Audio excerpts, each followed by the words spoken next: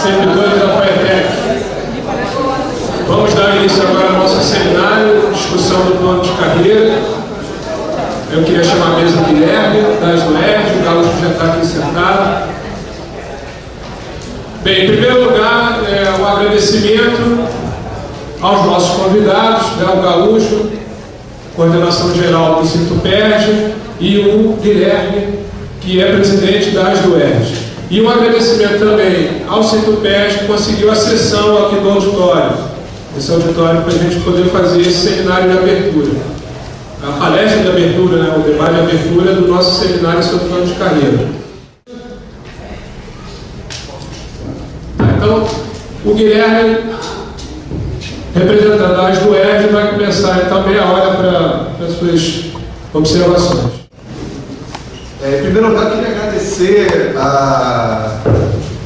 ao Sintuped FATEC pelo convite, né, e a presença de todos os companheiros da FATEC que estão aqui hoje. Um agradecimento que eu faço em meu nome pessoal, mas em nome das UERJ também, porque se a gente não estiver trabalhando em conjunto, né, os trabalhadores não tiverem, lembrando aquela máxima, né, do Manifesto Comunista, trabalhadores de todo mundo livres, né, se a gente não levar isso a sério, a gente é presa fácil, sobretudo de um governo como esse do Sérgio Cabral, né, que todos nós sentimos muito bem na pele o que é o governo Sérgio Cabral. Em segundo lugar, né, eu queria falar que eu considero o debate de carreira um debate para os trabalhadores muito difícil. Tá? É um debate muito difícil. Num cenário como, considerando a Assembleia Legislativa do Rio de Janeiro, que ainda com todo o desgaste que essa população do Estado tem imposto ao governo Cabral, ainda assim ele mantém a sua maioria, a sua hegemonia lá naquele parlamento. E as chances que a gente tem lá dentro são um caminho de muitas dificuldades, né? Apesar de alguns pontos de apoio, como a Comissão de Educação, de uma forma geral, a LERJ é um espaço ruim para a gente, né? Essa conjuntura como um todo é uma conjuntura difícil. Todos os trabalhadores do Estado do Rio de Janeiro vivem o drama do arroz salarial. Então não é diferente aqui na UERJ, não é diferente na FATEC, não é diferente, né, em vários setores do funcionalismo estadual. E passando um pouco fora desse cenário aí da dificuldade geral que a gente vai encontrar, e aí a primeira, eu às vezes tendo a ser um pouco intrometido. Eu vou tentar não ser muito para não ser deselegante, nem faltar com nenhum tipo de educação, né? Mas eu acho que esse cenário é um cenário bastante difícil para vocês e que é fundamental que a categoria como um todo dos servidores da FATEC esteja bastante unida perante a essa empreitada que vocês vão ter pela frente do debate com um governo com características fascistas, muito agressivo, né, que não pensa duas vezes em jogar bomba de gás lacrimogêneo em servidores, em professores, na população em geral, né? Não pensa meia vez, né? Então eu acho que sem ser pessimista, de forma alguma eu sou pessimista, né? Mas é um debate difícil, precisa ser realista, né? Em relação ao que é um debate difícil a ser tratado nesse âmbito. A gente tem uma experiência aqui, a UERJ, infelizmente a gente tem 2 planos de carreira separados. Isso é uma das coisas que eu acho positivo no caso de vocês, ter um plano de carreira único para as categorias de técnicos, né, para as categorias administrativas e para a categoria de docente. Então, eu acho que é importante manter essa coesão. E quanto mais coesos os companheiros estiverem, melhor para essa briga que vocês vão ter pela frente. No caso dos docentes da UERJ, essa briga ela foi dada num cenário de extrema divisão interna.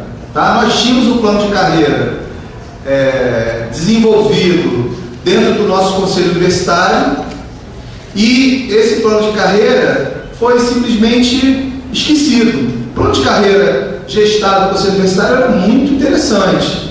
O outro era o que a gente chamava de Bebê de Rosemary, né? Não sei se todo mundo lembra desse filme, né? Que a Rosemary tem um filho, mas ele é o filho do capeta, no final das contas, literalmente, né? Aí tem aquela cena clássica que ela se assusta no final, né? É um filme acho que do Hitchcock, né? Então, o Bebê de Rosemary chegou aqui na UERJ em 2008. Em 2008 ele apareceu aqui na UERJ, uma proposta de plano de carreira, e imediatamente, como houve um momento de extrema rejeição da parte organizada da categoria, então eu acho que é bom que todos estejamos juntos nessa luta, né? Foi diferente do que houve, porque houve num processo análogo que existe, ou JARES, nas universidades federais do PROIFES, existiu aqui na UERJ um fórum de professores que queria aquele plano de carreira Bebê de Rosemary sem emendas. Eles iam, professores da nossa instituição, iam com adesivos e faixas para dizer, né, que queriam aquele plano de carreira daquele jeito. Né? Isso tornou a nossa luta muito difícil, né? E tornou o trabalho do governo do Estado muito mais fácil.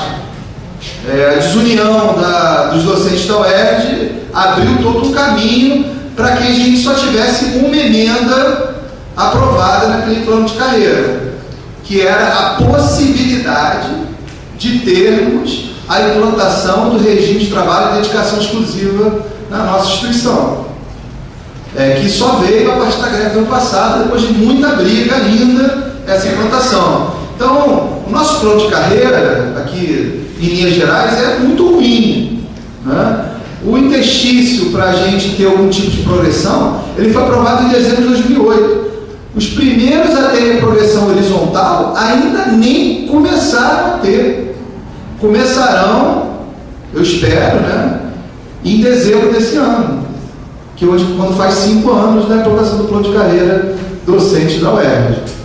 Então, um plano de carreira que você não progride na carreira, mas na verdade estaciona na carreira, o plano de carreira é muito ruim. Além disso, né, o plano de carreira é, de uma forma geral, uma armadilha de administração, né, uma armadilha de gestão.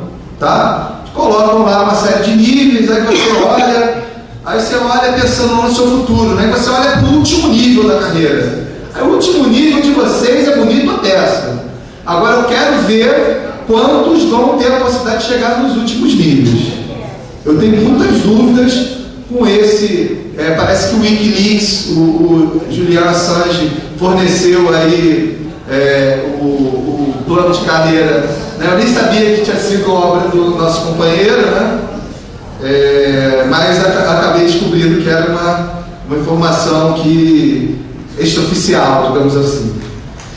E eu duvido muito, pela estrutura que está colocada aqui, que vocês tenham condições de chegar nos últimos níveis. Tá? Voltando lá para o nosso plano de carreira, né? Esse plano de carreira Bebê de Rosemary, a gente tem certeza que foi feito pelo governo. Isso aí a gente não tem dúvida. E a gente desconfia e a gente tem dificuldade de entender aqui na UERJ a diferença entre o governo e a reitoria. Tá? É muito difícil, talvez alguma pessoa possa até perceber a diferença. Né? Talvez a diferença seja mais física, no tamanho da barriga e tal. O nosso reitor ele tem uma certa característica física nesse sentido. Então a gente não consegue perceber se foi feito pelo governo ou pela reitoria. Na verdade, a gente desconfia que foi feito em acordo por esses entes, inclusive a reitoria fomentou esse processo no momento onde a Associação de Docentes da UERJ estava muito fragilizada, estava politicamente muito fragilizada, fomentou, né, estimulou esse pessoal do fórum dos sem emendas, né? Mas ainda bem que conseguimos a dedicação exclusiva, conseguimos depois de uma greve de 3 meses a implantação, o cumprimento da lei, que tinha sido feita no próprio ALERJ. Para cumprir a lei você tem que fazer uma greve, né? E conseguimos um plano de dedicação exclusiva bastante razoável. Não é exatamente o pleito da universidade, a gente queria que fosse regime de trabalho estrito senso, mas figura como adicional, e a nossa briga de agora em diante vira uma briga para transformar o regime de trabalho de dedicação exclusiva em, né, regime de trabalho estrito senso como um nível, uma terceira forma de remuneração. Nós temos remuneração para 20 horas, 40 horas e seria DE, né? A lógica para a gente é essa. A lógica para eles é tirar a incidência da dedicação exclusiva do impacto do triênio, tá? Do impacto do triênio. Aliás, o triênio é fundamental que esteja constando. Segundo o Wikileaks, está no plano, né? Aí eu acho que vocês têm que estar no ponto que eu considero que vocês têm que estar bastante atentos e trabalhando isso e não pode se abrir mão do triênio, já que existe uma ADIM implementada pelo Cabral, que foi para a mão, se eu não me engano, do Gilmar Mendes, que nos dá pesadelo de qualquer coisa que vai ser julgada pelo Gilmar Mendes. O trabalhador sabe do posicionamento classista do Gilmar Mendes favorável aos patrões, então nós temos muito a temer nesse sentido. Então é importante que isso esteja constando no plano de carreira. Nós temos, nosso plano aqui também, ele tem poucas categorias e poucos níveis horizontais, tá? Algumas progressões, elas embutem algo meritocrático, tá? Como se o meritocrático para além do que você faz nas atividades normais, né? Então o meritocrático num nível que às vezes chega a gente brinca às vezes que chega num nível de a gente cantar, assoviar, chupar cana e plantar bananeira ao mesmo tempo, né? Então, se você não conseguir fazer tudo isso ao mesmo tempo, você não tem o mérito que eles desejam, e aí você não progride na carreira. A gente, depois de muita briga, transformou essa meritocracia em algo mais realizável, tá? Mas o que acontece hoje não é que um professor que tenha atenda esses critérios de mérito pode estacionar na carreira com 10 anos de efetivo cargo, exercício aqui na Universidade do Estado do Rio de Janeiro. Nosso plano de carreira ele é muito ruim, né? Seria muito bom que a gente, assim, utopicamente até, né, que a gente tivesse um plano de carreira, tivesse um nível só, tá? Um nível horizontal só, tá? E que ele fosse muito bem remunerado. Eu entendo que isso evita que tenha esses dispositivos como essas progressões por desempenho ou merecimento. Confesso aos companheiros que eu tenho dificuldade de entender qual é a diferença entre merecimento e desempenho. Talvez vocês possam até ter uma ideia melhor de explicar, né? Mas talvez até não, né? E são duas formas de progressão horizontal que estão colocadas para vocês, né? Obrigado, Guilherme. Passa a palavra agora para o Gaúcho, pelo Citopes, 30 minutos. Em primeiro lugar, agradecer em nome dos técnicos administrativos, em nome do Sinto-PERJ, me sinto honrado de ser convidado por vocês. Sou técnico da universidade há 38 anos, na ativa ainda, de teimoso. Boa parte dessa vida sem plano de cargos. Até 2006, a UERJ não tinha plano de cargos. Tinha plano, não tinha por lei, tinha plano interno. E isso, no que tange a técnicos administrativos, que vai do fundamental ao superior, pega do porteiro ao engenheiro, o médico, isso nos trazia alguns inconvenientes, como, por exemplo, a eleição para reitor. A democracia, às vezes manuseada de mau jeito, traz alguns percalços. Então o cara era candidato a reitor, chegava e dizia assim: você trabalha onde? Eu trabalho na zeladoria. Quantos vocês são lá? Nós somos 17.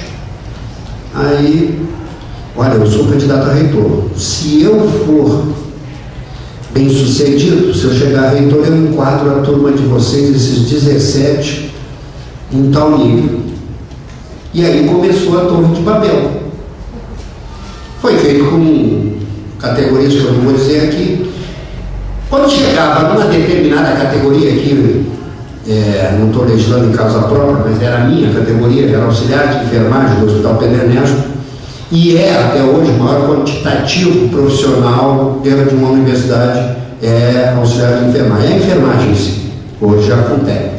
Quando chegava perto de um de nós, dizia: eu vou ser candidato a reitor. Normalmente pega um daqui do campus, pega um da área biomédica.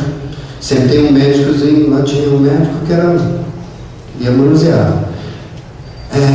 Eu vou ser candidato a reitor, você me apoia? Você é de onde? Eu sou da enfermagem. Quantos vocês são? 1.400. Pô, se eu ganhar, eu vou dar uma força para vocês, viu? Claro, não queria responder um pepino de 1.400. Com isso, a enfermagem, que por lei, o auxiliar de enfermagem por lei, assinado pelo Sarney em 1987, estava relegado a nível fundamental com jeitinho de salário de médico, não era nem médio técnico, que aqui tem 5 níveis, né? E aí foi, até que um belo dia, eu, por exemplo, já era técnico de enfermagem há 19 anos. Com isso, cada auxiliar de enfermagem perdia, no último ano, uma média de R$500 por mês. E aí inventaram um concurso. Eu estava lá na cabeceira do CTI cardíaco, trabalhando, cuidando dos meus pacientes, inventaram um concurso para técnico e eu até ia fazer. Quando cheguei em casa, mulheres é sempre mais perspicaz que o homem, né? Disse para a mulher: ó, aqui também é da profissão, você vai fazer o curso preparatório comigo, nós vamos fazer prova Pedro Ernesto. A Célia é uma colega que também vai fazer, já falei com o marido dela. A minha mulher disse assim: eu tá certo, mas você e a Célia, eu não sei o que vocês vão fazer, porque eu já vi aí no plano, aí no meio de umas gavetas dessa aí, que vocês já tem lá um quadro de técnico, só que a UERJ nunca implantou. Aí pronto, virou a minha cabeça. Dali eu já liguei pro cara, o cara naquela época ele tinha computador, eu não tinha, ele fez uma baixa assinada, já foi pro Pedro Ernesto, consegui entrar no sindicato. Na época era até o PSTU que estava na direção, fui atrás da pesquisa, conseguimos impetrar uma unidade de segurança e parar o plano de cargos, parar o concurso. Esse concurso para técnico, eu sendo técnico há 19 anos, o cara ia trabalhar comigo e o meu salário base era R$ 1.256,87. O concurso para técnico, para fazer o que eu fazia, era R$ 1.888,60. Isso lá em 2002. Eu digo: pô, vou ensinar o cara a fazer o que eu sou, ou então vou concorrer com o Brasil todo, né? E já estou aqui esse tempo. Bom, com o mandato de segurança a gente impetrou aqui. Nisso entra um reitor que viu a minha luta, e era um reitor que, diga-se de passagem, não faço apologia a dirigente, mas aqui eles são eleitos. Quando eles são bons, você tem que falar. Esse reitor foi me chamou e disse: olha, você é candidato a reitor. Eu disse: cara, você vai ser candidato a reitor. Agora eu tenho a minha profissão aí que está enquadrada errada, e se você entrar, você vai ser mais um que eu vou processar, se você não fizer. Aí ele entrou, estava quietinho, disse, olha, cadê? O que resolveu? Ele disse, olha, tem duas maneiras de fazer isso. Enquadrar vocês internamente, mas corre o risco de um outro reitor entrar e desenquadrar, ou o governador mudar e desenquadrar também, muito embora eu acho difícil alguém fazer isso com uma profissão tão grande. Eu proponho que você use a sua profissão para me ajudar a fazer um plano de cargos que a universidade não tem para ninguém, nem para docente, nem para técnico, fazer por lei. Eu digo, porque se assim não fizer, eu vou reunir todos os auxiliares de enfermagem, que agora já entrei na luta. Nesse meio tempo eu consegui me eleger conselheiro, consegui também entrar para o sindicato. Tudo disseram, você está pensando que é assim, você vai ser o último aí. Com essa bandeira aí, fui eleito com o pé nas costas. Estou eleito várias vezes. Eu disse a ele, se você não resolver, eu não vou nem no sindicato, eu vou pegar R$50 de cada colega, lá são 1.400, vou botar dentro de uma bolsa de supermercado, vou lá na Rio Branco, contratar o melhor escritório e vou processar 3 reitores de você para trás e 3 superintendentes, por perdas. Pelo amor de Deus, eu vou fazer. Eu digo, vai fazer, então vamos fazer. E aí montamos uma equipe, fomos fazer um plano de cargos. E foi a minha profissão responsável, não foi enfermeiro, não foi engenheiro, não foi arquiteto, foi auxiliar de enfermagem responsável por essa universidade ter um plano de técnico, por lei. Bom, feito isso, plano aprovado no Conselho, imagina, isso foi em 2002, em 2005 só que a gente aprovou. Antes de mim, quem me antecedeu, já vinha lutando por isso há 20 anos. A gente propôs um plano único, mas nós não tivemos sucesso por conta de um docente que quebrou todo mundo no discurso, na época. Você conheceu, o professor Roberto Abel. Pegou o Alberto, baita de um discurso, uma baita de uma experiência, quebrou. Eu, o Pato Novo, não ofereci muita resistência, quebrou mais fácil ainda. Aí saiu só o plano de técnico. Foi para o governo. Então pense, não tenha ilusão que vou fazer plano que vai sair como vocês querem, não. Chega lá, corta aqui, corta ali, o nível superior foi cortado em 4 casos. Plano implantado em 24 prestações, eu ouvi tanta ladainha, 24 prestações, Casa Bahia, Casa e Vídeo. Até docente, me sacanearam. Depois o deles foi em 36. Mas eu ouvi isso, umas 8 prestações. E aí eu vou contar como é que nasceu o bebê de Rosemary. Aí com umas 8 ou 10 prestações, aí eu já tinha acreditado um pouquinho na força do meu trabalho e me liberaram um pouco da cabeceira, eu comecei a trabalhar na legislação e norma da universidade. Esse obstetra aí eu não fui não, essa criança feia. O reitor me chama de urgência lá no gabinete. Esse reitor não tinha porta blindada, ele mandava chamar, você entrava, tomava cafezinho, conversava, xingava ele, brigava, mas depois saía tudo bem, porque era um cara que queria fazer, haja visto que fez o nosso. Quando o nosso plano saiu, a universidade tinha 55 anos e não tinha uma lei de plano. Chegou lá, eu já fui com medo desgraçado, eu digo, deu isso aí. Tem algum enquadramento que a gente passou pela gente lá em cima e a gente fez errado e o homem está segurando um pepino aí e vai descarregar em cima de mim. Cheguei lá, tinha uma pilha de processo. Tá vendo isso aí? Eu digo, pode matar. Isso que eu... Me deu vontade de dizer, pode atirar, né? Eu digo, o que é isso? Isso é processo de aposentadoria de docente. Eu digo, o que eu tenho a ver com isso? O que tu tem a ver? Diferente de vocês, esses professores aqui não podem aposentar. Por quê? Porque eles não têm lei. E não tem como explicar como é que saíram de professor auxiliar para adjunto, de adjunto para titular. Nós temos que fazer uma lei para docente correndo. E aí os próprios docentes não davam quórum qualificado no Conselho, no nosso Legislativo interno, que nos foi exigido para o nosso, eles próprios, para o plano deles não davam. A gente, numa artimanha, conseguiu que um professor fizesse uma proposta para retirar essa exigência e aí aprovamos um plano que era muito melhor do que o bebê de Rosemary.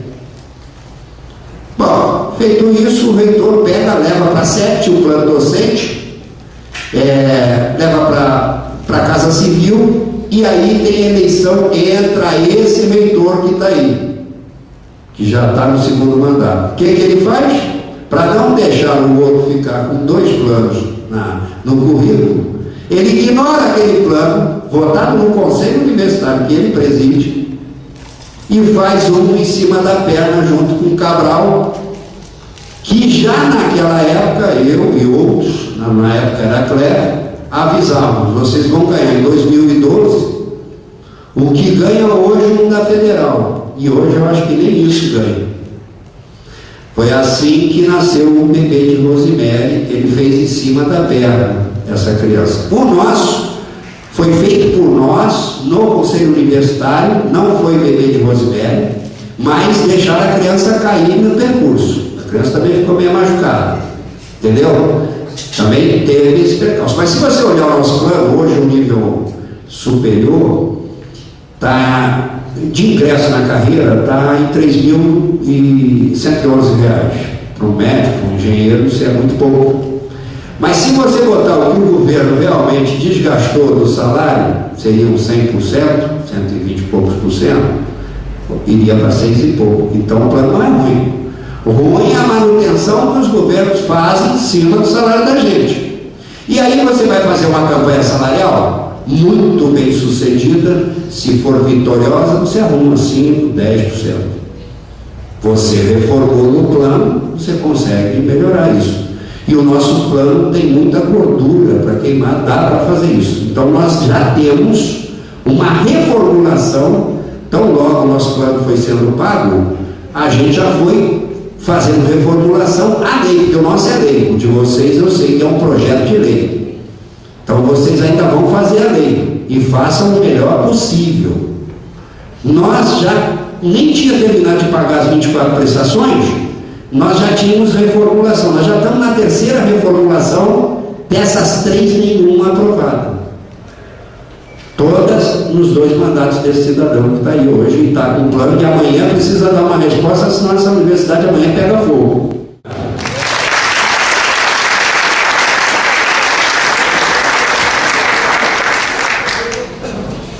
Obrigado, Gaúcho. Bem, a gente abre agora para as perguntas, questões dos